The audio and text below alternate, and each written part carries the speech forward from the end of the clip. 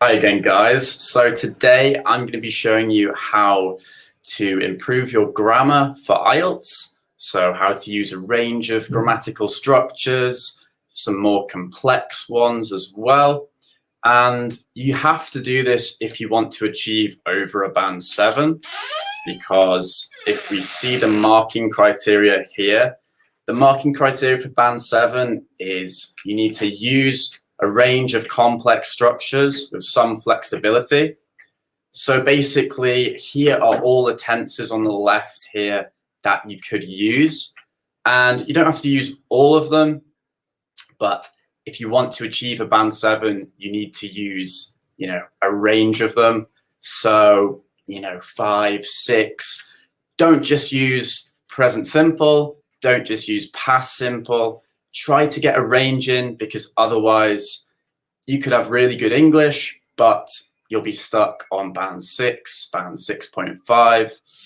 And so if you want to achieve over band 7, use a range of more complex structures, which we will talk about in the video. And part of the band 7 marking criteria for grammar is also typically you don't have errors in your sentences, but you can get away with a couple of mistakes. So my advice would be to be ambitious and to make sure you're trying to use these complex structures, because even if you mess up a little bit and you get them a tiny bit wrong, your examiner is going to be impressed that you're trying to use complex structures, and that in itself will boost your grade. And grammar accounts for 25% of your marks, so that's a quarter of your marks. So it's important that you have a good grasp of grammar.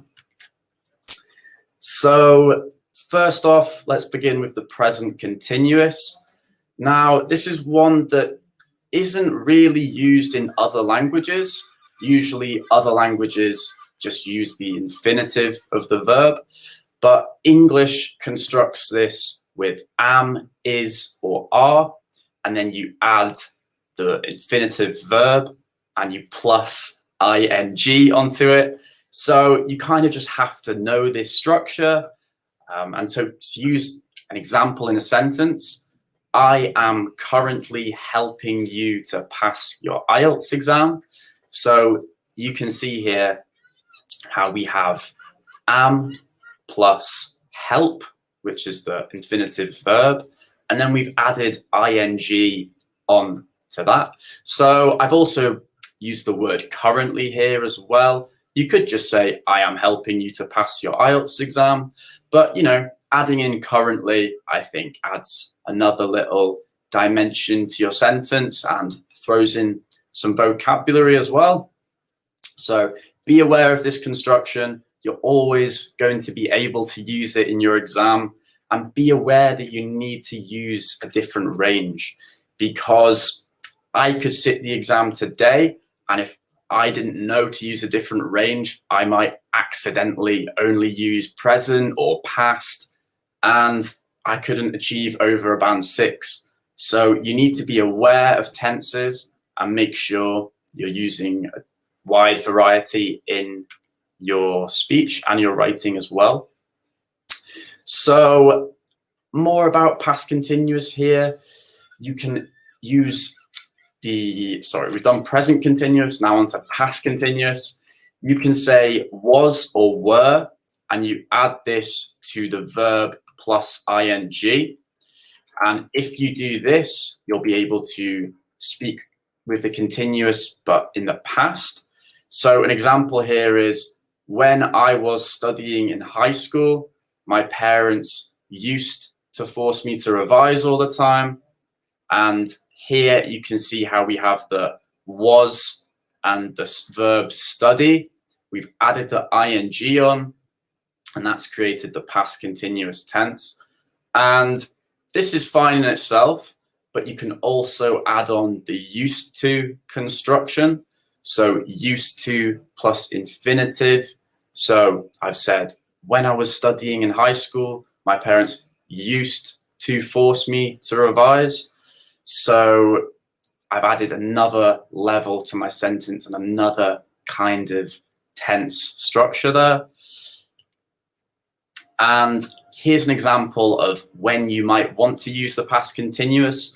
So you could just say, I went with my family to Italy.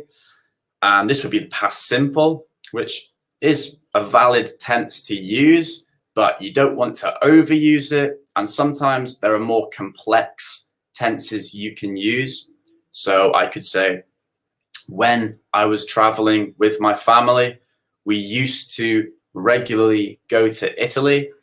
And it's a lot more complex and higher level than if I was to say, I went with my family to Italy, because this bottom one is more kind of band 4, band 5, relatively easy, whereas the top one takes a bit more knowledge about grammatical structures and tenses. And so if you can try not use more basic constructions, use complex ones like this, then that will stand you in very good stead for your exam. And here's another example. I ate sweets. Very basic, makes sense, but it's just very basic. And you're always continually going to want to impress your examiner. So use these complex structures. When I was growing up, I always used to eat sweets. You've got that was, the verb grow plus ing. And then in the next clause, we've got used to. So adds another level to it. And so onto the present perfect. Now, this is constructed with has or have, then plus the past participle. So the past participle is just the past tense of the verb.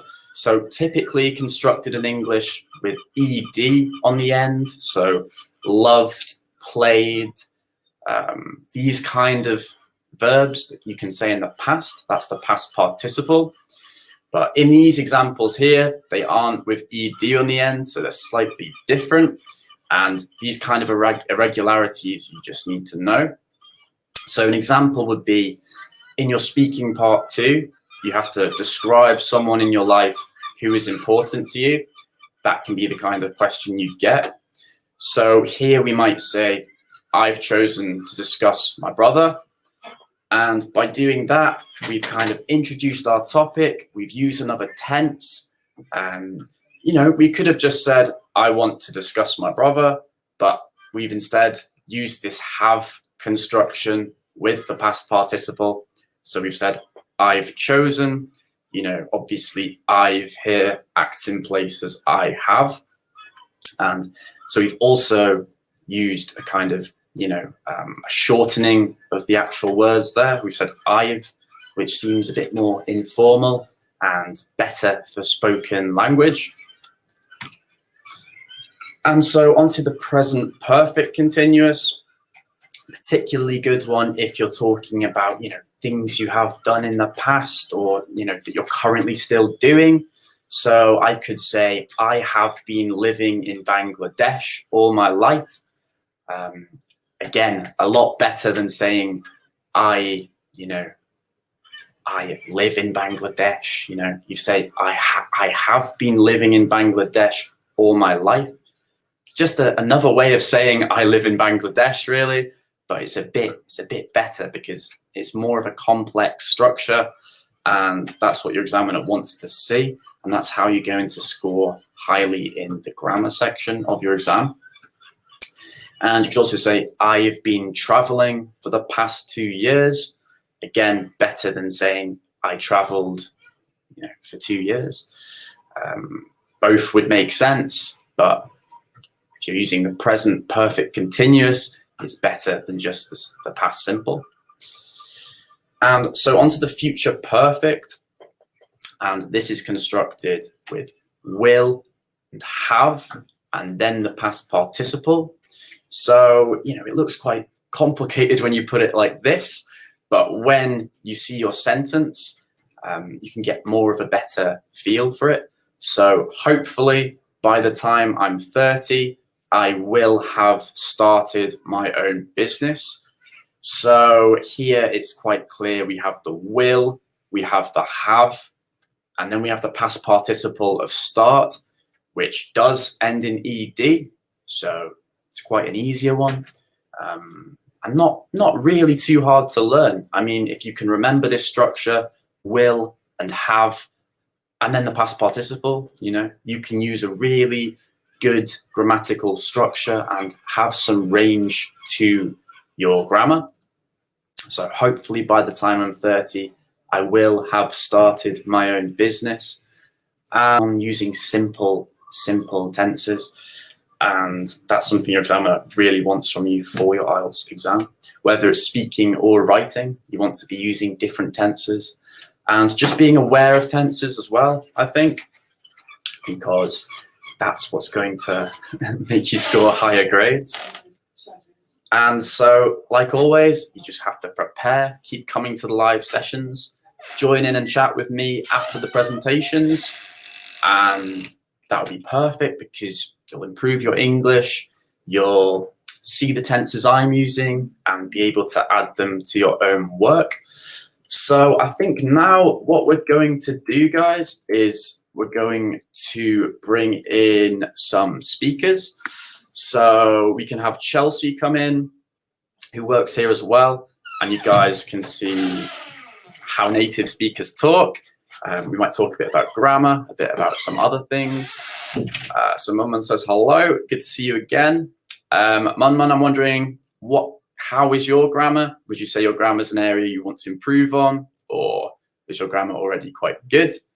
So that's pretty much the presentation for grammar, guys. You just have to remember to use a wide range, because if you're not, you're limiting yourself to band 6. You can't score more high than band 6, really, even if the rest of your English is so good. If you're not using, I would say, at least 4 or 5, maybe 6 of these structures, you're limiting your mark. You're limiting your ability to score highly. So I'm going to put the invite in the chat now, and if anyone wants to join and talk with us, that'd be perfect. And we can have a dialogue. We can find out where you guys are with grammar as well. And if there's any particular areas you want to improve on. I know tenses is something people find quite hard because you just have to learn these different constructions. But, it can look complicated when you write it in this kind of equation. But I think you just have to keep learning these and keep knowing them. And then you'll be able to structure different kinds of sentences. So I am currently helping you to pass your IELTS exam. You have that kind of am plus help and ing. And, present continuous is a really good one to use because it's not in other languages so much. Used to plus infinitive, great structure. That's one they love. The IELTS examiners love it when you use this construction, because you've shown not only can you construct the was and the verb and the ing, you've used the used to and then the infinitive as well. So just be aware of all these different tenses and these different structures. And I'm going to bring Chelsea into the call now. And what I'm going to do with Chelsea is I'm going to ask her one of the speaking questions that you might get set, and she's going to give me an answer, and I'm going to tell her what kind of grammatical structures she's used. Has she used a good range? What band score would she achieve if she used that kind of range? So let's bring Chelsea in. Hi. Perfect. Can you hear me okay? Yes, all good. Great. So the question I wanted to ask you is one we have done previously, but I wanted to ask you so part 2 of your speaking exam, you'll have to describe something. So my question to you is, describe a memorable journey you've been on, and obviously try use a range of grammatical structures that I've covered in the video. And I'm going to tell you, how well you do for grammar if you use those structures in the exam. Okay. A memorable journey. Yeah. Oh, right. So Probably last should have week, given you a heads up before, but yeah, I know. I feel like I should have had like something prepared. Never mind. to be fair, in the exam, you do get 1 minute of prep time. So, but as you're a native speaker, I feel like you don't need a minute of prep time.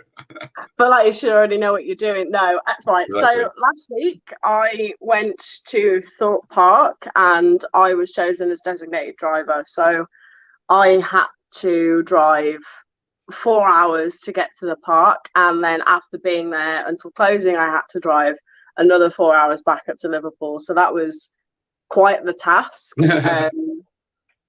It was quite nice, actually, the drive itself, because although it was long, whilst I was driving, I had a couple of other people in the car with me, so I weren't alone. I had someone to chat to. Yeah, the petrol it was a full tank of fuel. So it was relatively expensive, but it was still cheaper and less hassle than getting the train would have been. So, sure. Yeah, it was good. Perfect. So I think your answer was really good. Perfect English, obviously. But the thing is, you probably could have used more tenses. And my kind of point with this is, even if you're a native speaker, you have to be aware of the fact that you need to use lots of different tenses, because otherwise... I think I personally fall into the past tense quite a lot. I forget to use the present and the future. Well, yeah, that's the thing. I mean, you know, if you're asked to describe a memorable journey, it's something that will have happened in the past. Yeah, so you're obviously going to be using past mostly. But there's different ways of getting in other tenses as well. You know, you can always just talk about things in general. You know, you could say, describe your past journey, but then say, you know, I would love to go here again, you know, or something like this. Use different tenses. Conditional tense, that is, which we didn't cover in the video, but I would love to, you know, that would construction if you want to do something. So, yeah, I think Chelsea, obviously a good answer, gave lots of detail, but you just have to be aware of that you need to use more tenses. You know, even if your English is perfect, you won't score as high with the grammatical range section if you don't consciously try to use, like, you know, past continuous. Actually, you did use past continuous, I think, at one point. But just a wide range of them. You know, I have been living in Bangladesh. I mean, that's something that as native speakers, we might not even say. I mean, you know, you could say, you know, I live in Liverpool now, you know, I've lived here for a few years. You might not say I have been living, but being aware of the fact that you'll score more marks if you do that, I think is a particularly good thing. But yeah, I think, guys, if anyone else wants to join in the stream, that'd be perfect as well. So Louis says, greetings from Costa Rica. Thanks for joining. And guys, what we want to know is kind of what kind of level are you at with your grammar so far, or what level do you think you're at, and what kind of things do you want to improve on with your grammar as well? Because really what they want in the exam is just a range of grammar. Like I said before, you can make a few mistakes with your grammar and still score band 7, but just attempting more complex structures will improve your mark. So, you know, you can make a couple of errors as long as you're trying to do these complex structures. So Chelsea, I'm just wondering if you've got anything to add to that at all? In terms of?